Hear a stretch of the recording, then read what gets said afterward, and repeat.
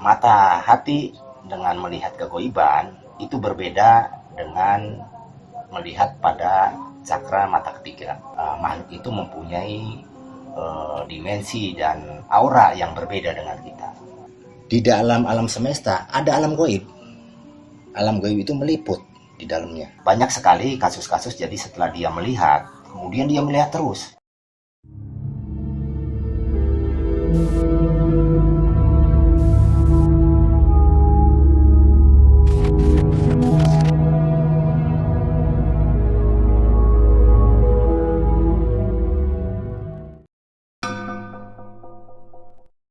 Assalamualaikum warahmatullahi wabarakatuh. Kepada sobat melihat malam, channel kami tayang pada hari Selasa, Kamis, dan Sabtu. Mohon diingat ya, hari Selasa, Kamis, dan hari Sabtu. Oke, terima kasih sekali atas kesetiaannya untuk sobat melihat malam dimanapun Anda berada.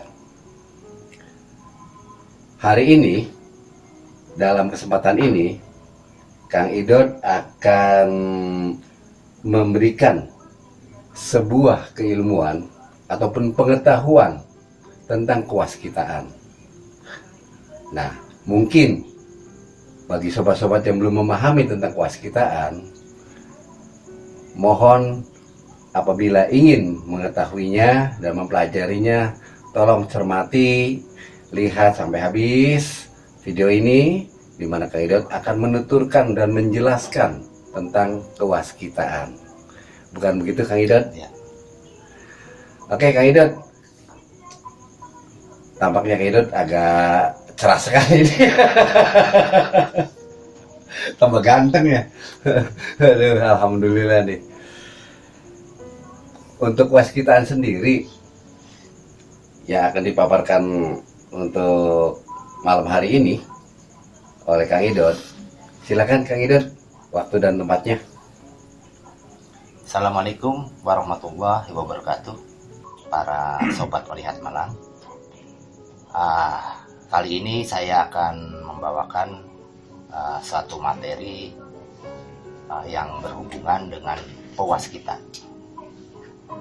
Mungkin bagi sebagian sobat melihat malam ya, akan bertanya-tanya, apa sih pewaskita itu?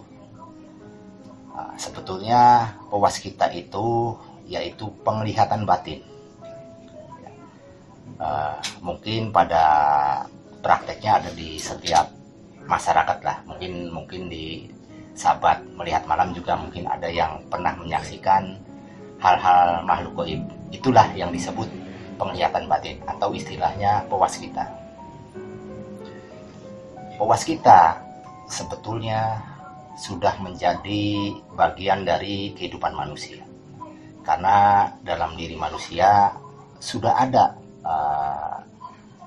sisi-sisi yang untuk digunakan, di samping itu melihat secara fisik maupun digunakan juga untuk melihat secara batin, yaitu sarananya kita mempunyai bagian yang halus atau disebut juga jiwa, atau disebut juga bagian yang lainnya ruh. Sisi lain, kita juga memiliki sesuatu keistimewaan yang lain sebagai manusia, yaitu berupa titik-titik cakra yang untuk melihat, yaitu biasanya menurut literatur pernapasan maupun literatur dari spiritual agama sama. Jadi pewaskita itu menggunakan dua kamera, istilahnya dua titik yang ada di tubuh manusia. Yang pertama menggunakan istilahnya dengan mata ketiga, yaitu cakranya cakra ajna, yang ada letaknya posisinya di tengah alis di sini. Itu yang pertama. Itu umum dilakukan oleh manusia-manusia pada umumnya di muka bumi ini. Yang kedua, pewaskita penglihatan batin melalui mata hati. Nah, ini juga ada yang disebut, mungkin dikenal secara umum, mata batin lah. Nah, di sini ada juga suatu titik cakra disebut dada. Jadi kembali saya jelaskan bahwa puas kita itu ada dua cara. Yang pertama dengan menggunakan cakra ajna, yang kedua dengan menggunakan cakra dada, misalnya penglihatan batin dan penglihatan mata ketiga. Memang sangat berbeda dari sisi kualitas cara pandang melihat dalam alam gaib. Cakra ajna posisinya letaknya di mata ketiga itu ada kelebihan dan kekurangannya masing-masing dibanding penglihatan secara mata batin.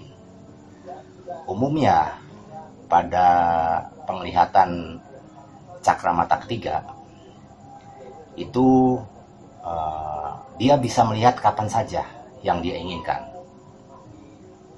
Mau siang, mau malam, mau sore, bisa. Cuma kelemahannya, akurasinya tidak sebaik pada penglihatan di cakra mata batin. Jadi karena apa? Posisi cakra mata ketiga itu sangat dipengaruhi dengan getaran-getaran otak kita, karena letaknya dekat sekali dengan otak.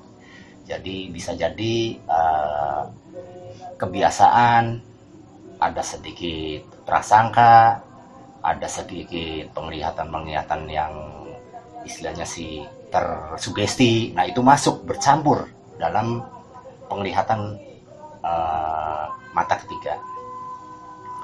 Nah, berbeda dengan penglihatan mata batin.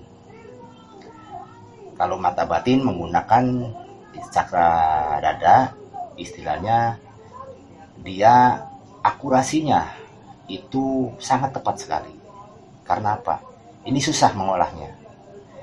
Biasanya ini dipunyai oleh orang-orang ahli ibadah, orang-orang yang memang berjalan di spiritual murni. Jadi di mana dia melihat seperti gambaran yang dia lihat, pasti itu yang terjadi. Nah, jadi murni menurut penglihatan dari hatinya. Mata hati dengan melihat kegoiban itu berbeda dengan melihat pada cakra mata ketiga. Nah, sisi kelemahannya di mata hati itu, dia tidak suka-suka. Jadi bila mana ada suatu keperluan yang mungkin sangat mendesak, sangat urgen, yang mempunyai mata batin, baru dia akan keluar. Tapi kalau dia istilahnya diperlukan untuk suatu waktu, kapan saja, sebetulnya dia tidak bisa, hanya dalam kondisi-kondisi tertentu. Baiklah, kita akan bicara dulu mengenai cakra mata ketiga. Hubungannya cakra mata ketiga pasti sangat erat dengan cakra mahkota. Itu juga ada di dalam literatur jalur spiritual ajaran. Sama.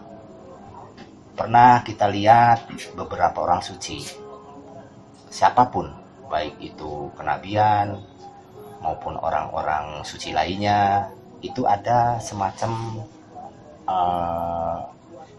cahaya yang mengelilingi sekitar kepala. Kalau bahasa pernapasan disebut halo, jadi cahaya halo. Nah, kadang besar, umumnya besar kalau orang-orang suci.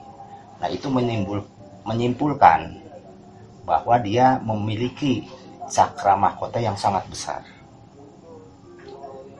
Fungsinya cakra mahkota yang sangat besar itu identik, dia berhubungan sudah spiritual dengan Tuhan, itu sudah mencapai makom yang sangat tinggi, sehingga cakra mahkotanya besar.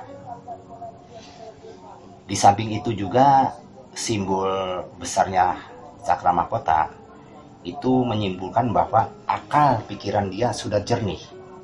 Jadi, karena dia orang spiritual, berhubungan dengan Tuhan, dengan makhluk-makhluk Tuhan yang gaib, dan istilahnya demikian juga dampak dari fisiknya, akalnya tercerahkan.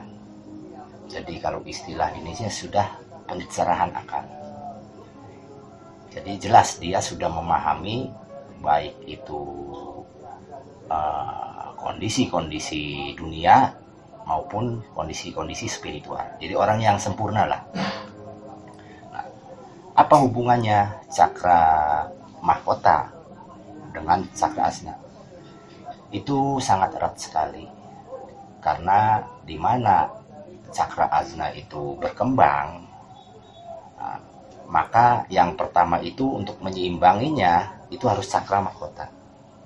Jadi orang berpikirannya harus baik, akalnya harus benar, supaya di mana dia dalam melihat sesuatu goiban, dia akan menafsirkannya secara baik. Ya. Tapi banyak juga kasus-kasus yang sekarang itu sepertinya sudah tidak menghiraukan lagi adab-adab mengenai spiritual yang barusan saya ceritakan. Kadang-kadang seseorang melihat, ya bisa jadi melihat mungkin dengan sendirinya. Ada juga yang berpendapat karena memang ada leluhurnya yang menitipkan suatu kodam. Nah, dengan perantara kodam itu kita melihat. Memang betul, saya tidak memungkiri aturan-aturan melihat gaib itu bisa dilakukan oleh siapa saja, baik itu orang-orang yang tidak mempelajari praktek-praktek spiritual maupun orang-orang umum yang kadang-kadang dalam suatu kondisi tertentu dia melihat. Sebetulnya begini, ya, di dalam cakra azna itu ada kamera, semacam kamera. Nah, pada umumnya kamera seperti orang biasa itu tertutup. Nah, bagaimana caranya dengan teknik-teknik tertentu cakra azna itu terbuka? Maka dengan membesarkan cakra mahkota, cakra azna itu akan tersentuh. Demikian juga dengan perhatian meditasi doa-doa tertentu yang sifatnya kemurnian doanya, ya, dia akan terbuka. Nah, di mana itu terbuka, kemudian dalam pemahaman ritualnya benar, cakra mahkotanya tumbuh dengan baik, sempurna, maka pengaruh dari penglihatan itu bagi dirinya tidak berdampak. Nah, berbeda dengan sisi-sisi yang memang mereka tidak memahami konsekuensi imbas daripada terbukanya cakra azna. Seperti mungkin ya banyak kita dengar semacam perewangan bantuan dengan makhluk halus. Betul, dia bisa melihat, ya, tidak dipungkiri. Ibaratnya cakra aja itu sebagai kamera, kemudian yang melihatnya itu dipasok dari belakang, semacam dicas gitu, hingga terlihatlah sesuatu kegaiban. Itu sama, sebetulnya ada perbedaan yang mencolok. Dalam terbukanya cakra mahkota yang pertama melalui jalur spiritual yang benar, sebetulnya diri kita yang melihat, murni diri kita, karena diri kita ada kehalusan. Sudah kompleks manusia tuh, ada sisi jasad, ada sisi kehalusan, ada indera-indera yang sifatnya duniawi, ada indera-indera yang sifatnya gaib. Nah, dengan aturan-aturan tertentu, ritual tertentu, maka terbukalah cakra azna itu dengan baik, dengan sempurna, tanpa efek apapun. Baik, kita lihat bagian yang kedua. Penglihatan mata ketiga melalui perewangan, melalui turut campurnya makhluk. Seseorang yang memiliki makhluk menggunakan penglihatannya dengan perewangan, sebetulnya dalam dirinya tidak bisa melihat. dia hanya perantara untuk melihat sebagai kamera saja. Sebetulnya yang melihat itu sisi-sisi di luar dirinya, yaitu makhluk-makhluk yang mengikutinya. Dengan perantaran dia, makhluk itu melihat. Kameranya menggunakan kita, sehingga sudut pandang dari penglihatannya sesuai kemampuan makhluknya tersebut. Jadi di mana dia melihat suatu makhluk, misalkan di alam astral, makhluk itu kemudian lebih tinggi dari posisinya dia terpengaruh. Sehingga dia menggambarkan tidak seperti adanya. Ya, umumnya makhluk punya sifat seperti itu. Dia akan selalu serba bisa. Pasti dia akan menyampaikan walaupun itu salah. Nah, itu perbedaannya. Di samping itu, sisi penglihatan mata ketiga yang menggunakan perewangan itu punya dampak terhadap tubuh manusia, terutama di bagian saraf-saraf kepala. Karena apa? Sisi kamera yang kita gunakan oleh dia, makhluk itu mempunyai dimensi dan aura yang berbeda dengan kita, sehingga aura dia masuk ke wilayah bagian otak yang sensitif, saraf-sarafnya. Lama-lama saraf kita akan menjadi lemah. Banyak sekali orang-orang purwasita yang menggunakan perewangan itu pasti kendalanya dia sakit kepala.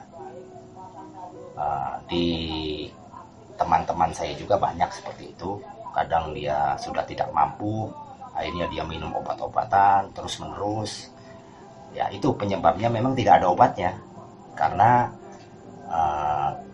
sesuatunya tiap hari selalu berdekatan. Nah, itu yang pertama. Yang kedua, jadi penglihatan mata ketiga sebetulnya perlu juga kita mewaspadai. Jadi akurasi maupun ketepatannya boleh kita sendiri yang mengkoreksi. Jadi tidak seperti penglihatan tradisional, ya, di mana dia melihat langsung dia yakini. Maka banyak terjadi orang-orang yang terjerumus dalam penglihatannya. Nah, saya tidak akan berbicara mengenai menghukumi baik dan buruk cara dua penglihatan tersebut. Itu saya serahkan lagi kepada sobat melihat malam, sobat melihat malam sendiri yang akan menilainya. Baiklah, ini posisi kita masuk ke penglihatan secara mata batin. Mata batin itu menggunakan cakra dada, di mana di cakra dada itu banyak bersemayannya ruh, istilahnya kehalusan, bersamaannya kehalusan. Literatur spiritual juga menyatakan demikian. Disebutkan bahwa ada suatu jikiran-jikiran yang disebut zikir qalbi, zikir hati. Nah, kembali sama posisinya ada di hati, di mana cakra itu berkembang. Kemudian di dalam cakranya itu bersih daripada kotoran-kotoran jiwa, sifat-sifat iri, dengki itu sudah hilang. Maka dia bisa melihat kondisi-kondisi di alam gaib. Bahkan jangkauannya untuk jenis mata batin itu penjelajahannya lebih jauh dibanding penglihatan dari mata ketiga. Dia bisa melihat kondisi-kondisi masa lampau. Tapi jangan lupa, dia tidak akan melihat kondisi-kondisi masa yang akan datang, karena itu haknya Tuhan. Jadi seperti itu kondisi-kondisi penglihatan dari mata batin itu sebetulnya sangat sulit untuk dicapai oleh orang-orang sekarang, karena mungkin situasi dan kondisi yang sudah berbeda. Karena apa? memerlukan ritual yang terus-menerus untuk membukanya cakra batin. Kemudian dia harus terhindar dari perbuatan-perbuatan tercela, akhlak-akhlak yang baik. Intinya hati itu tidak mau untuk menerima bentuk-bentuk kotoran, sehingga dia akan menyulitkan untuk terbukanya cakra. Nah, posisi di sini sangat kompleks untuk terjadi supaya bisa melihat mata batin. Nah, ada kondisi-kondisi tertentu dalam penglihatan mata batin, baik itu dengan cakra mata ketiga maupun dengan cakra mata hati, ya. Itu keduanya punya dimensi, dan dimensinya berbeda. Mungkin akan saya tunjukkan lebih akurasinya, lebih memudahkan dengan bentuk, saya akan mencoba menguraikannya dalam bentuk orat-oret ya. Oke, sobat melihat malam dimanapun Anda berada, inilah Mas Idod atau Bang Idod ya, akan memberikan ulasan berupa gambaran yang bisa dipelajari dan dilihat secara langsung lewat tulisan ataupun animasi atau gambar ya. Waktu dan tempatnya silakan Kang Idod. Baiklah, sobat melihat malam, akan saya gambarkan posisi-posisi gelombang yang berhubungan dengan mata ketiga maupun mata hati. Nah, ini perlu juga digambarkan biar lebih jelas ya posisinya. Jadi berhubungan juga dengan otak kita. Jadi ibarat ini otak.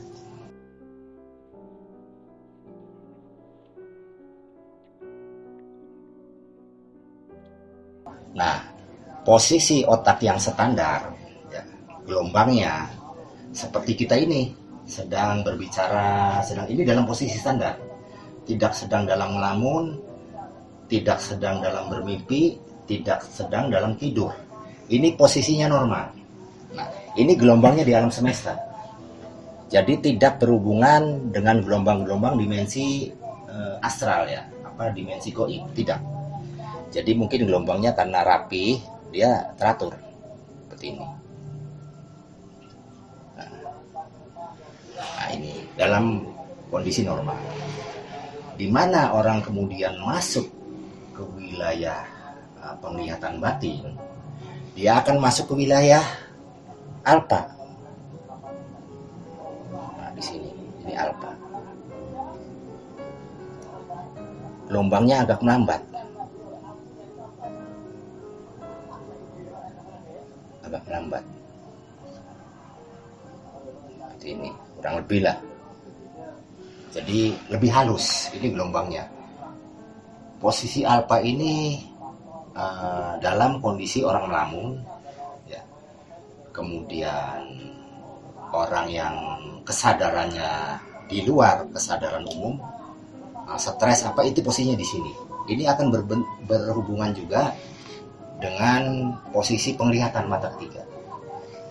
Nah, kemudian mata ketiga juga berhubungan dengan posisi gelombang yang ketiga, yaitu theta. Nah, ini gelombangnya lebih halus lagi. Lebih halus lagi. Nah, dua gelombang ini itu bertemu makhluk astral. Makhluk astral. Apa makhluk goib. Nah, dari kembali sudut pandang mata ketiga, adanya di sini mata ketiga, di dua ini. Lihat, turut campurnya otak dia, pemikiran ikut campur. Dalam pengolahannya juga berbeda, di mana dalam alpha dan theta, di dalam spiritualnya, baik itu ya utamanya kita berbicara mengenai pembukaan puas kita mata ketiga.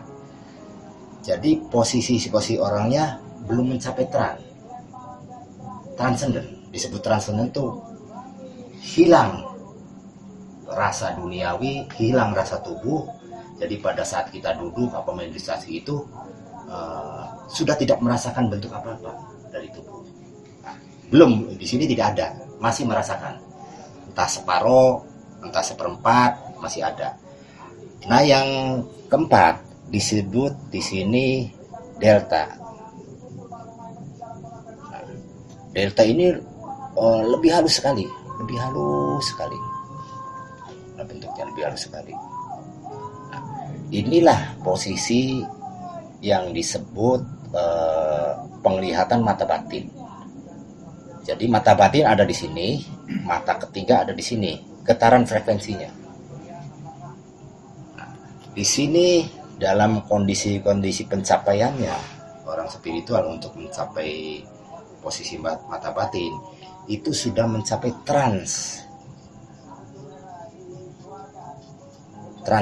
transenden, hilangnya kondisi-kondisi keduniaan. Pada saat dia mungkin duduk meditasi, dia sudah tidak merasakan lagi jasadnya, hilang total. Dia melebur jiwanya dalam perjalanannya. Nah, di sini. Nah, termasuk seperti orang meninggal. Orang meninggal juga sudah tidak bisa apa-apa tubuhnya. Dia penuh masuk ke wilayah goiban. Nah, bedanya dia hidup. Manusia masih hidup, bedanya. Kalau ini dia belum mencapai totalitas dalam kondisi fisik seperti dalam posisi delta. Dia masih ada posisi-posisi tertentu. Nah, di sini perbedaannya. Daya jelajahnya, makanya saya bilang alfa dan theta yang dilihat oleh mata ketiga itu maksimal hanya bentuk goib, bentuk astral goib. Baik itu makhluk-makhluk dari mulai makhluk yang derajatnya rendah sampai tinggi. Bahkan mungkin dia mencapai penglihatan energi, bisa di sini dengan pelatihan-pelatihan yang intensif. Nah, delta itu penjelajahnya lebih jauh daripada kedua getaran ini. Karena apa? Kalau saya gambarkan di suatu alam untuk penjelajahan alam alfa dan delta yang memakai cakra mata ketiga ya, ibarat ini alam semesta.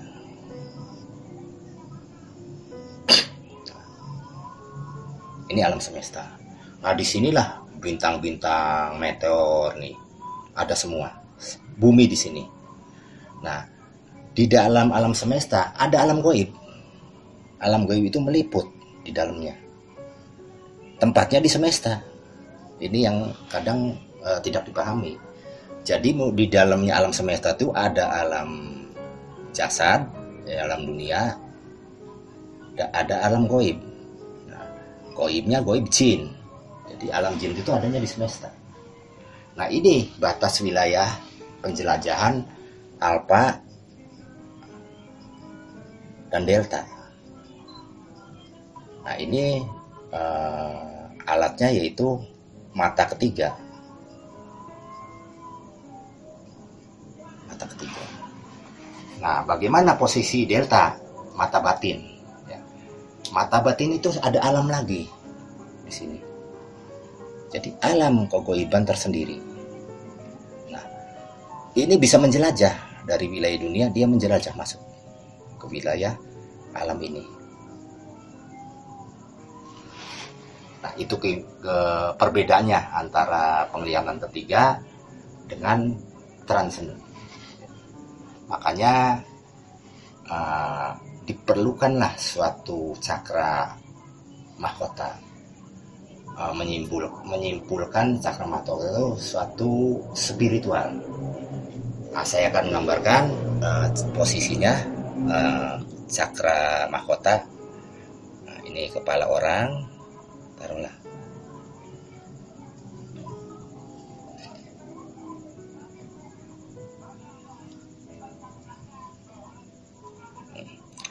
Nah, cakra makar ketiga di sini, cakra dada di sini, cakra mahkota di sini. Makanya dalam beberapa literatur atau gambar di orang-orang suci, maka akan ada bentuk cahaya. Nah, di sini cahayanya. Cahaya ini. Nah, ini cahaya itu sebenarnya melambang cakra mahkota. Melambangkan cakra. Itu biasanya orang-orang suci. Nah, cakra mahkota itu simbol spiritual tinggi. Jadi kalau dia spiritualnya sudah tinggi, nah dia sudah mencapai ketinggian spiritual, jelas pengaruhnya ke cakra ajna. Kemudian ke cakra dada. Semakin tinggi dia akan nyampe. Minimal dalam penglihatan cakra mata ketiga itu dia mempunyai suatu akurasi yang agak benar. Karena apa? Dia dibarengi pemahaman spiritual. Dan dampak dari cakra mahkota juga, dia akan mencapai akal itu tercerahkan. Jadi akal itu menjadi pandai. Akal secara fisik ya, dia akan tercerahkan.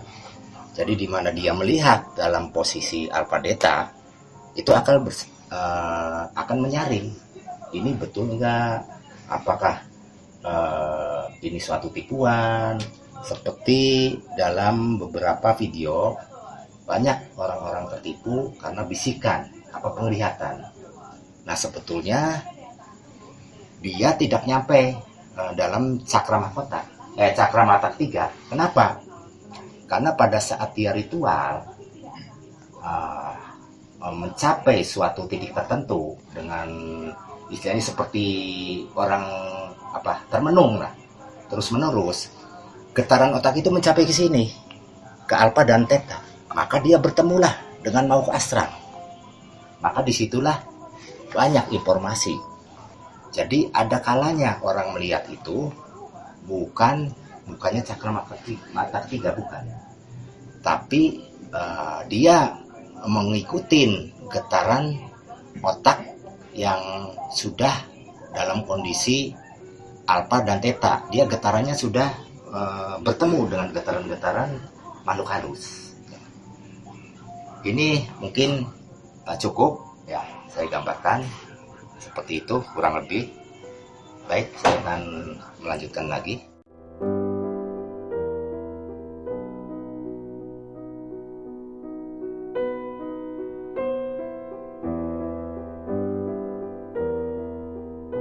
Baiklah, sobat melihat malam, barusan saya jelaskan dalam sebuah visual gambar mengenai bagaimana hubungannya antara cakra mata ketiga, cakra mata batin dengan gelombang-gelombang otak yang akan mengurai bagaimana wilayah-wilayah yang dicapai oleh mata ketiga maupun oleh mata hati.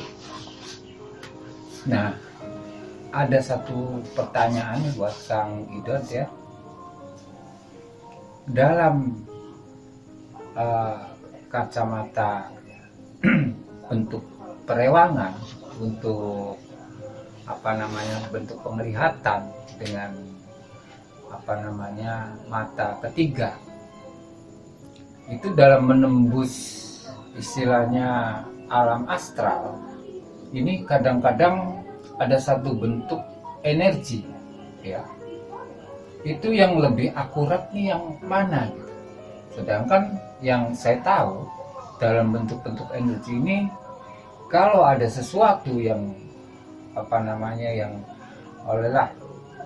boleh dikatakan sempat tersentuh dengan energi tersebut, akan terjadi satu benturan ya. Nah, ini yang mana yang lebih akurat, Kang Idot? Jadi saya akan ceritakan dulu biar urutannya ketemu ya. Jadi perewangan, mungkin sebagian orang bilang indigo ya. Indigo apa perewangan? Nah, kalau menurut kacamata saya mirip-mirip lah. Jadi adanya faktor lain yang menunjang terlihatnya terbongkarnya mata ketiga. Itu punya resiko karena orangnya tidak siap. Jadi mata ketiga itu selaputnya bisa robek. Biasanya begini, kalau orang melihat dengan mata ketiga, itu kadang-kadang lihat, kadang tidak mau lihat juga bisa. Dia bisa mengatur kapan dia menggunakan.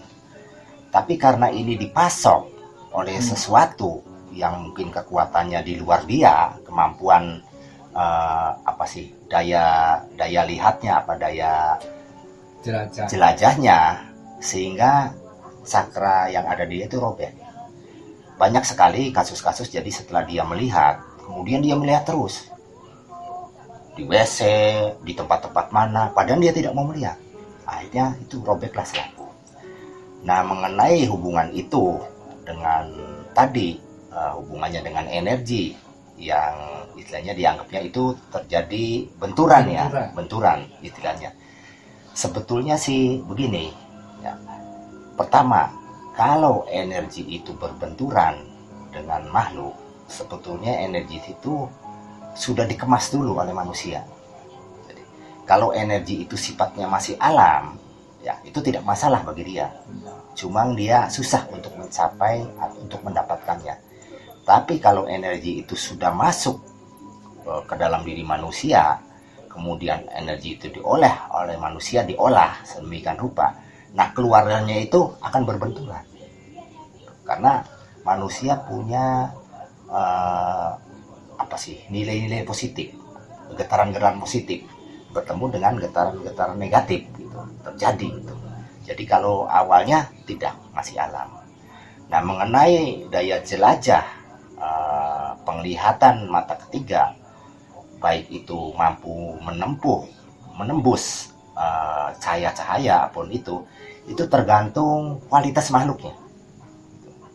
Semakin tinggi makhluk yang dia yang dia temanin, yang ada dalam dirinya, maka semakin tinggi penjelajahan untuk penglihatannya. Tapi semakin punya resiko pada saraf-saraf kepala. Ya, terima kasih Kang Hidup telah memberikan ulasan atau penjelasan dari apa yang tadi saya tanyakan. Dan ada satu lagi Kang Hidup, ini untuk yang mata batin ketiga, bagi yang pecah, itu untuk antisipasinya seperti apa Kang Hidup?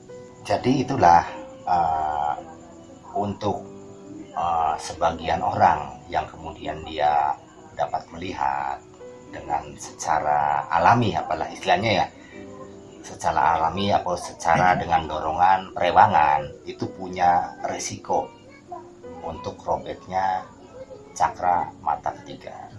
Maka lebih amannya, untuk amannya sebaiknya kita melalui ritual kita sendiri, mau berzikir boleh, mau meditasi boleh ya. Yang penting kuncinya terbuka dulu cakra mahkota, yaitu simbol spiritual. Dia sudah melakukan mungkin melalui doa-doa ya, tapi dengan pemahaman yang benar. Kemudian dia mengkonsentrasikan suatu cakra itu, cakra tertentu ya, misalkan cakra aja yang dibuka, dia mengkonsentrasikan di situ. Nah, ada teknik-teknik tertentu, dan sebaiknya perlu ada orang yang ahli untuk istilahnya membukakan tabir mata ketiga itu supaya dia lebih aman. Itu yang bisa saya jabarkan. Nah, mengenai hal-hal yang berhubungan seperti ini, seolah-olah kita itu melihat ya, dalam kondisi-kondisi tertentu, tapi sebetulnya bukan juga seperti pada saat kita melihat ruh, melihat orang-orang meninggal ya. Baik itu bapak kita, orang-orang tua kita, itu umumnya pada saat tidur ya. Itu sebelumnya di luar jangkauan daripada mata ketiga, itu bukan. Nah, itu adanya di posisi delta. Nah, ada juga sebagian orang, walaupun dia tidak terbuka secara pelatihan seperti orang-orang dahulu, kadang dia dalam situasi yang bersih hatinya ya, di saat dia tidur, di saat dia berzikir, terlihatlah sesuatu. Itu memang terbukanya hijab, tapi bukan berarti permanen ya. Itu bentuk ilham lah kalau dibicarakan secara ajaran ilham. Jadi mungkin tidak akan diulang lagi, hanya sewaktu-waktu. Itu adanya pada saat tidur, kemungkinan ya dia masuk wilayah yang di sini, di delta. Getarannya di delta, terlalu halus, lembut. Akhirnya dia bertemu ke wilayah-wilayah ruh, karena ruh itu wilayahnya bukan di alam semesta. Jadi itu di luar jangkauan mata ketiga ya. Jadi kalau ada mata ketiga, dia pernah melihat ruh, ini sebetulnya bukan. Itu adalah jin dalam penyerupaan. Karena bagaimanapun dilihat dari sisi getaran otak, ya itu tidak terjangkau. Di sisi dari penglihatan spiritual juga ada batasnya. Nah itu posisinya harusnya pada saat trans. Di delta ini. Berarti dari sekian banyaknya istilahnya mata batin, berarti yang paling bisa diandalkan ya mungkin di posisi trans ini ya, di delta ya. Ya saya kira cukup pertanyaan saya, Kang Idot. Mungkin Kang Jampang mau menyambung. Ada Kang Idot, dari posisi kan ada seseorang nih, dia nggak belajar apa-apa pada saat waktu tidur, dia jumpa seperti tadi Kang Idot katakan, tapi bersambung. Arti kata hari ini tidur terus jumpa sama keluarganya yang sudah tiada, beberapa hari lagi tidur lagi ketemu lagi gitu. Apa itu bisa Kang Idot? Bisa. Jadi tinggal itu dari kualitas orangnya ya. Makanya kan di situ di alam astral ini, di alam kegoiban itu, penglihatan itu satu orang dengan satu yang lainnya tidak sama. Jadi lihat posisi kualitas orangnya. Kalau orangnya itu memang bersih, ahli ibadah, ya dalam kondisi tidurnya juga penuh dengan doa-doa, kehidupannya baik, akhlaknya baik, itu kalau dia mimpi dalam kondisi termenung, dia mencapai trans. Nah, jadi trans itu ada unsur-unsur spiritual ajaran, spiritual akhlak. Tapi ada juga orang yang menafsirkan pada saat dia tidur bertemu dengan hal-hal itu. Nah, sedangkan kualitasnya dia kurang. Nah, sebetulnya dia ada di wilayah itu, posisi getaran mata ketiga antara alfa dan theta. Nah, dalam penglihatannya itu umumnya penyerupaan semua. Nah, jadi kembali untuk melihat benang merah, ya, supaya tidak menyamakan penglihatan orang-orang biasa dengan orang-orang spiritual. Lihat benang merahnya, yaitu kualitas dari orang-orang yang bersangkutan. Jadi jangan sampai kita terjebak kepada kondisi-kondisi yang memang samar-samar. Nah, itu yang bisa saya gambarkan. Jelas sekali mungkin ya. Jelas Kang Idot. Alhamdulillah bisa memahami nih sedikit banyaknya dari ulasan tentang kewaskitaan, di mana kita diberi sebuah pengetahuan yang mana kita jarang mengetahuinya maupun mempelajarinya. Alhamdulillah sekali, saya juga ngerasa banyak terima kasih sekali Kang Idot. Mungkin sobat melihat malam pun mungkin sama ya rasanya juga mendapatkan pencerahan dari Kang Idot tentang kewaskitaan.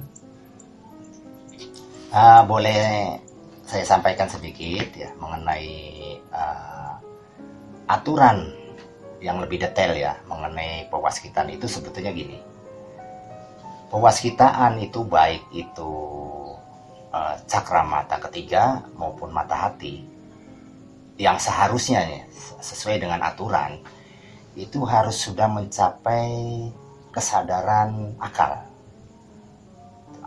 Artinya akal itu sudah sempurna, dia bisa melihat baik dan buruk, hak dan batil, harus paham ajaran, harus paham aturan-aturan, harus paham. Jadi nggak bisa dia belum memahami apa-apa kemudian dia melihat, itu jadi permasalahan. Nah, pertama itu. Yang kedua, kesadaran jiwa itu. Jadi jiwa, maksudnya kesadaran jiwa itu dia tahu mana jiwa jahat, mana jiwa baik. Maka jiwa-jiwa jahat itu dia hindarkan terus menerus sampailah mencapai titik tertentu sehingga jiwa dia hanya jiwa-jiwa yang bersih. Nah, insya Allah dengan posisi semua kesadaran jiwa dan kesadaran akal yang sudah terpenuhi, berbagai ritual apapun akan mudah untuk mencapai sisi-sisi itu. Jadi sangat mustahil ya kalau jiwanya seperti pencuri, maling, kemudian dia mau melihat batin, apalagi dalam posisi mata batin, itu sangat susah, tidak mungkin terjadi. Untuk penglihatan ini juga sangat berat. Kalaupun ada, yaitu salah satunya dengan perewangan. Itu mungkin kira-kira yang bisa saya sampaikan, Sobat Melihat Malam. Mudah-mudahan penjabaran dan ulasan saya ini bermanfaat bagi kita semua. Amin. Amin ya rabbal alamin. Oke Kang Idot, terima kasih sekali nih. Tapi sedikit banyaknya ini barangkali ada pesan-pesan Kang Idot untuk Sobat Melihat Malam nih. Ya, itu pesan saya. Umumnya orang itu sangat penasaran sekali terhadap penglihatannya. Biasanya penasaran itu dihinggapin oleh orang-orang yang banyakkan pernah spiritual. Sebetulnya orang yang sudah melihat itu punya konsekuensi yang berat. Jadi kalau memang dia sudah nyaman dalam posisinya, dia sebagai manusia umum, sudahlah menurut saya seperti itu aja. Oke, makasih sekali Kang Idot atas pesan dan pesannya untuk Sobat Melihat Malam dimanapun berada. Terima kasih sekali. Dan kepada Sobat Melihat Malam, itulah penuturan kilasan dari kewaskitaan yang dipaparkan oleh Kang Idot dari ulasan-ulasan, mungkin udah jelas semuanya ya. Terima kasih sekali karena waktu kami mohon diri kepada Sobat Melihat Malam dimanapun berada. Kami akhiri, wabillahi taufiq wal hidayah. Assalamualaikum warahmatullahi wabarakatuh. Waalaikumsalam.